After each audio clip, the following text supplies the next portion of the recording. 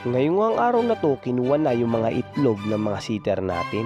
Dito nga, inilawan ko na yung mga itlog na ipapayaya natin. Anak to ni Harden at saka nung Alphonse. At ito na nga yung magsisiter. Ito yung Bastro White natin at yung Japan. Yung itlog na to yung pamimigay natin.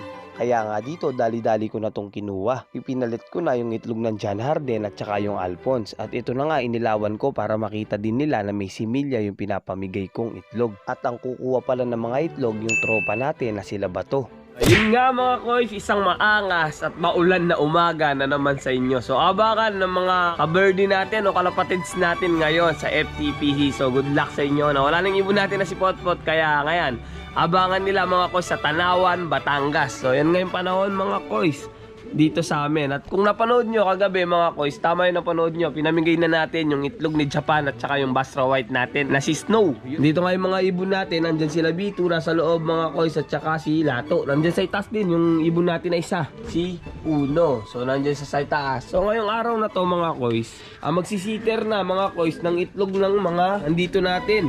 Yung si John Harden at saka yung Alphonse natin nga mga koys. Napapansin nyo, wala na silang pugad dito. Tinanggal ko na kagabihan lang yung pugad nila. So ito yung pugad nila mga koys. So marami pang buhangin. Meron pa tayong reserba dito sa parting itaas.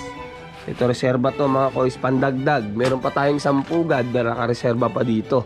So abangan nyo mga koys yung breeding natin. Sa kasama palad nga, wala nga similya. Ito nga yung itlog na yon, yung itlog ng mga finisher natin. Pero inaabangan natin ng itlog ulit mga koys, yung ibon natin na to, para paparami na natin sila. So sana ito yung magiging ano nila mga koys, sitter nila. Pero pinatuloy ko na lang dahil nga okay din naman tong Vanderbroek natin na to. Dahil yung kapatid nito mga koys na si Big Eye, maganda din naman yung pinakita sa atin. Hindi ka na din manalo sa mga pooling at maganda din yung speed sa mga proper race. Nawala lang siya ng ragay pero okay lang. So yung ito ngayon mga koys, pinaparami din natin yung speed bird natin na John Harden na nakakross nga sa long distance bird na 551 na ang kumpare natin. So ito, sa kanya din to mga koys, Alphonse. Yung itlog nito mga koys, pinasiter nga natin dito sa kinuhanan natin ng itlog na to. Ito, napunta dun sa tropa natin yung itlog nila. So good luck sa kanya, sana mapapisan niya dahil meron na similya yun mga yon.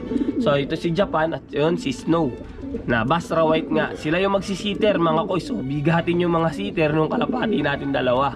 Pero gusto ko lang talagang paramihin yun para mapabilis nyo. Yan, tips na mga koys. Para mapabilis nyo yung ibon nyo na gusto nyo paramihin, dapat may mga siter kayo. Yan, ganyan lang yung pinaka-technique para hindi din malaspag, para tuloy-tuloy yung paitlog nyo. So ngayon, hihintayin natin mga koys na mangingitlog itong mga to ulit. Pero ngayon, tatanggalan natin ang pugad para makapag-making ulit, para sure ball na merong similya. So yan, ang ganda ng hen na to, Alphonse mga koys. So meron tayo pinagparas din dito sa ilalim. Yun nga lang, hindi pa nangingitlog. Ayan nga siya. So abangan nyo sa mga susunod na video natin yung update natin sa mga ibon na yan. So ngayon mga koys, magpo-focus muna tayo dito sa loft natin, sa mga tuturuan natin dito. Kasi Bito isa na siya sa natuto dito nga sa loft natin. Pero okay lang naman mga koys, yung ibon natin na yan.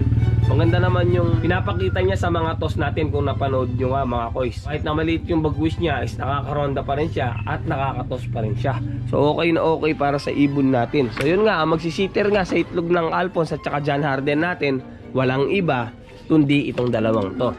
Hopefully maganda yung magiging ano nila mga koys kung loobin. Magiging mga inakay na sisiter nila. So ayun mga koys, hanggang dito lang yung video natin. So napakabilis lang. So okay na yun mga koys ha. So abangan nyo sa mga susunod na video mga koys, itong pagbabalik ni B2. So yun, ingat.